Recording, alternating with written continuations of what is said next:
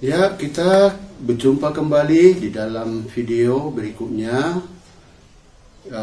cara belajar piano secara praktis dan sistematis. Pada video sebelumnya, kita sudah mempelajari dan mengenal tuts-tuts piano. Untuk video kita kali ini, kita akan mempelajari not balok sebagai media kita untuk memainkan piano. Nah, sebelum kita melangkah ke praktek piano, maka kita harus mengenal terlebih dahulu not balok, yang kita mulai dengan bentuk-bentuk not balok.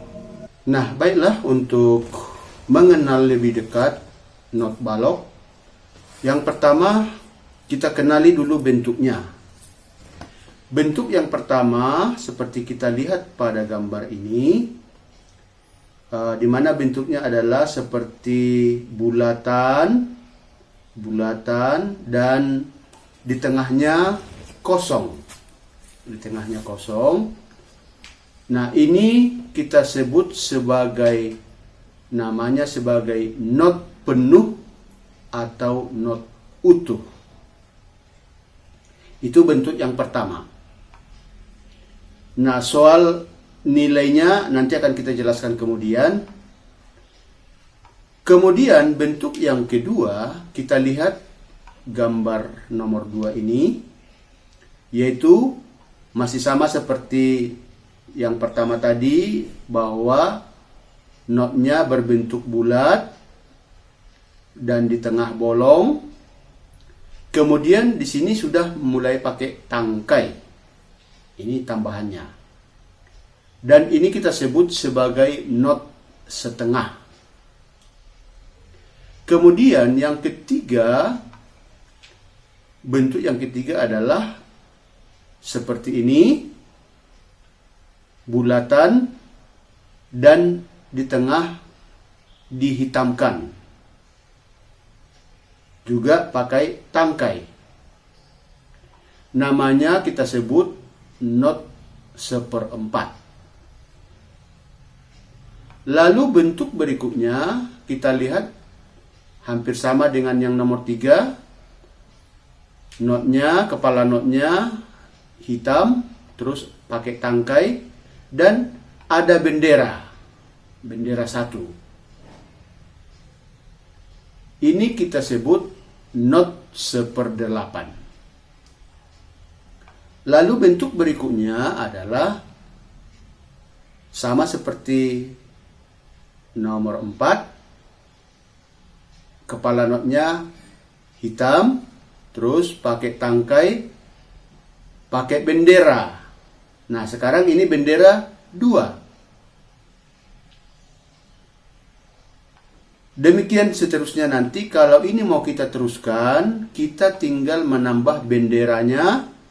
Misalnya jadi bendera 3, bendera 4, dan seterusnya. Inilah bentuk-bentuk not balok. Jadi kalau kita lihat mulai dari gambar yang pertama tadi secara berurutan, yang pertama dia hanya berbentuk kepala not berbentuk bulat dan di tengah kosong. Kemudian bentuk yang kedua, kepala notnya sama seperti nomor 1 tadi, dia berbentuk bulat dan kosong. Tambahannya adalah tangkai. Jadi dia sudah punya tangkai. Kemudian yang ketiga, kepala notnya dihitamkan dan pakai tangkai, sama seperti yang nomor 2. Jadi yang beda cuma kepala notnya dihitamkan. Lalu yang keempat, sama seperti nomor 3, kepala notnya hitam, dihitamkan, terus pakai tangkai dan pakai bendera 1. Lalu yang kelima, sama seperti nomor 4, bedanya benderanya menjadi bendera 2. Kalau mau diteruskan sampai ke selanjutnya, kita tinggal menambah benderanya menjadi bendera 3, bendera 4, dan sebagainya. Inilah bentuk-bentuk yang lazim di dalam not balok, dan ini yang akan kita mainkan di dalam kita bermain piano. Baiklah, setelah kita tadi mengenal bentuk-bentuk not balok, maka pertanyaan kita sekarang adalah, di manakah kita posisikan atau kita tempatkan not balok itu? Nah, sekarang mari kita lihat gambar seperti ini. Di sini gambar ini terdiri dari 5 buah garis yang kita sebut sebagai garis paranada atau sering kita sebut juga sebagai sangkar nada. Kenapa disebut sangkar nada? Karena memang disinilah ditempatkan atau diposisikan not balok. Nah, garis-garis paranada ini terdiri dari 5 buah garis, di mana garis pertama kita mulai dari garis yang paling bawah. Garis yang paling bawah ini kita sebut sebagai garis 1 atau garis pertama. Lalu di atasnya adalah garis kedua, kemudian di atasnya lagi garis ketiga, kemudian di atasnya garis keempat, dan yang paling atas garis kelima.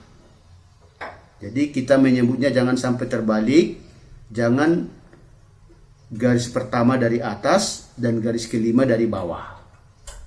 Justru garis pertama harus dari bawah dan garis kelima yang paling atas. Kemudian di antara garis dengan garis ada ruang yang kita sebut sebagai spasi, di mana garis antara garis satu dengan garis kedua kita sebut sebagai spasi 1. Kemudian antara garis kedua dan ketiga kita sebut sebagai spasi kedua. Lalu antara garis ketiga dan garis keempat kita sebut sebagai spasi ketiga. Kemudian antara garis keempat ke garis kelima kita sebut sebagai spasi keempat. Jadi disinilah ditempatkan atau diposisikan not balok tadi. Boleh di garis, boleh juga di spasi. Nah, itu tergantung kepada tingkat tinggi rendahnya suara. Artinya semakin tinggi suara yang kita mainkan, maka posisinya semakin ke atas. Dan semakin rendah suara yang kita mainkan, maka posisi notnya semakin ke bawah. Di samping ke-5 buah garis dan 4 spasi ini, not balok bisa juga ditempatkan di garis, namanya garis bantu. Garis bantu itu ada yang di bawah seperti ini, garis bantu 1, garis bantu 2, garis bantu 3, dan seterusnya. Termasuk juga di spasi antara garis bantu dengan garis pertama, atau antara garis bantu pertama dengan garis bantu kedua di bawah garis pertama. Nah, demikian juga di atas garis kelima bisa juga kita buat garis bantu atas pertama, garis bantu atas kedua, garis bantu atas ketiga. Itu tergantung kepada tinggi rendahnya nada. Jadi semakin tinggi nada, maka posisinya di dalam garis paranada semakin tinggi. Semakin rendah nada, maka posisinya di dalam garis paranada juga semakin rendah. Baiklah, setelah kita tadi mengenal bentuk not balok dan posisi atau tempatnya pada garis-garis paranada, maka sekarang kita akan mempelajari bagaimana menentukan nama-nama nada pada garis-garis paranada, di mana nada-nada itu diambil dari nama-nama huruf yang terdiri dari 7 buah huruf, mulai dari huruf A, B, C, D, E, F, G. Dan ini kita sebut sebagai nada pokok. Nada yang 7 ini kita sebut sebagai nada pokok, yang dimulai tadi dari nada A sampai nada G. Lalu bagaimana kita mengetahui nada A itu di mana, nada G itu di mana, nada F itu di mana di dalam garis-garis paranada? Maka untuk membantu kita memahami posisi nada tersebut, dibuatlah tanda kunci. Seperti kita lihat pada gambar ini, di sini ada namanya kunci G. Kunci G. Kunci G itu bertujuan untuk menentukan di mana nada G diposisikan atau ditempatkan di dalam garis-garis paranada. Nah, kalau kita lihat di sini gambar kunci G ini, di mana cara menggambar kunci G-nya ini dimulai dari garis kedua seperti ini, terus ke atas melengkung sampai ke bawah. Artinya di situ, karena dia dimulai tadi dari garis kedua dan memang bentuknya seperti huruf G, artinya bahwa nada G itu terletak di garis kedua. Di garis kedua ini. Hanya saya buat misalnya ini. Nah, di garis kedua. Itu. Di situ adalah nada G. Kalau sudah ditentukan nada G, kita tinggal mengurut lagi ke bawah sesuai dengan urutan abjad. Misalnya ini G, di bawah G itu sesuai dengan urutan abjad adalah F. Lalu sebelum F adalah nada E.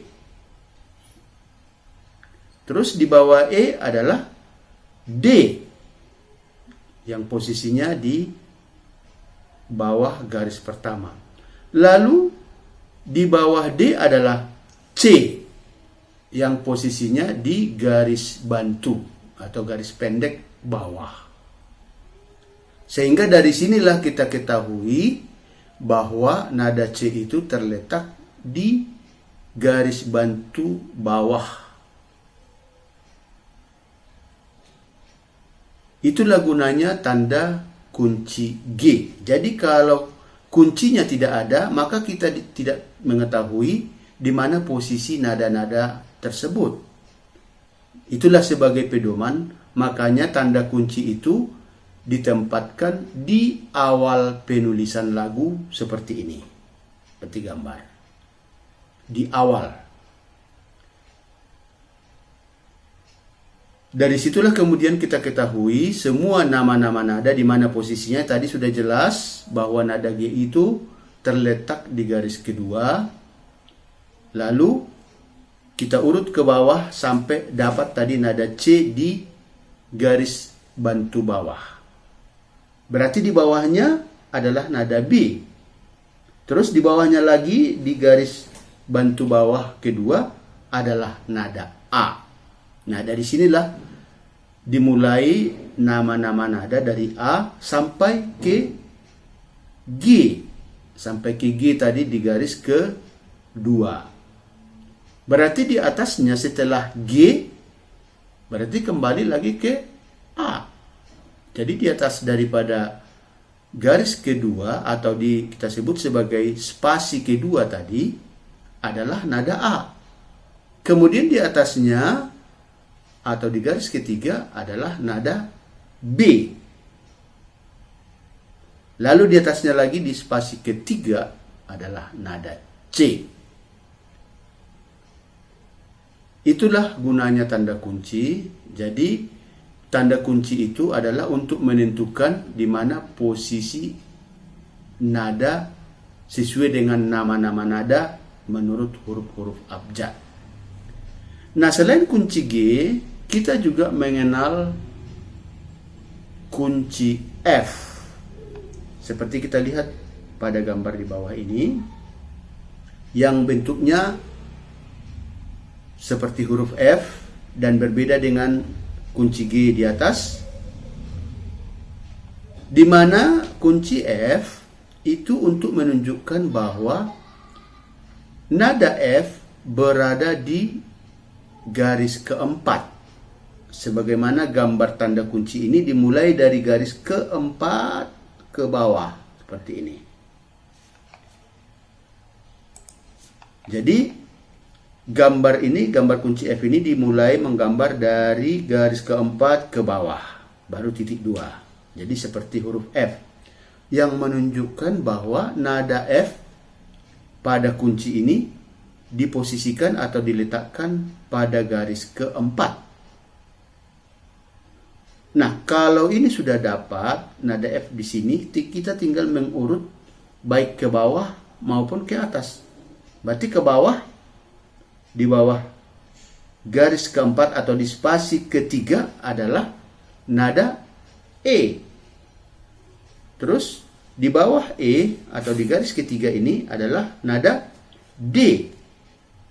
Lalu di bawahnya lagi di spasi kedua adalah nada C. Kemudian di bawahnya nada B. Terus di bawahnya lagi adalah nada A. Dan di garis pertama pada kunci F ini adalah nada G. Jadi dari masing-masing kedua kunci ini jelas kita lihat perbedaan posisi nada atau not yang berbeda antara kunci G dan kunci F. Kunci G ini kita sebut sebagai kunci untuk suara-suara atau nada-nada tinggi. Sedangkan kunci F kita gunakan untuk suara-suara rendah. Di samping kedua kunci ini, kita juga mengenal namanya tanda kunci C, seperti gambar ini. Atau sering ini disebut dengan kunci biola. Ya, di mana kunci ini menunjukkan bahwa nada C terletak pada garis ketiga. Pada garis ketiga. Nah, untuk selanjutnya, nada selanjutnya tinggal mengurut sesuai dengan abjad. Misalnya kalau di sini C di garis ketiga, berarti di atasnya adalah nada D. Dan di atasnya lagi atau di garis keempat ini adalah nada E. Nah, tapi khusus untuk kunci C ini kita tidak akan pelajari dulu di sini. Kita fokus untuk dua kunci ini aja dulu, yaitu kunci G dan kunci F. Baiklah, tadi kita sudah menjelaskan bagaimana bentuk-bentuk not, kemudian bagaimana menempatkan atau memposisikan not balok tersebut di dalam garis-garis para nada, dan bagaimana kita mengenal tanda kunci, baik itu tanda kunci G maupun tanda kunci F, untuk menentukan nama-nama nada not balok.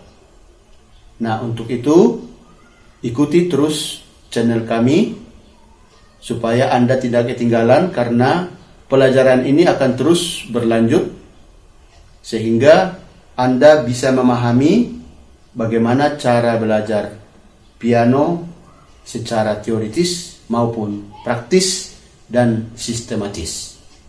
Demikian, semoga bermanfaat bagi kita.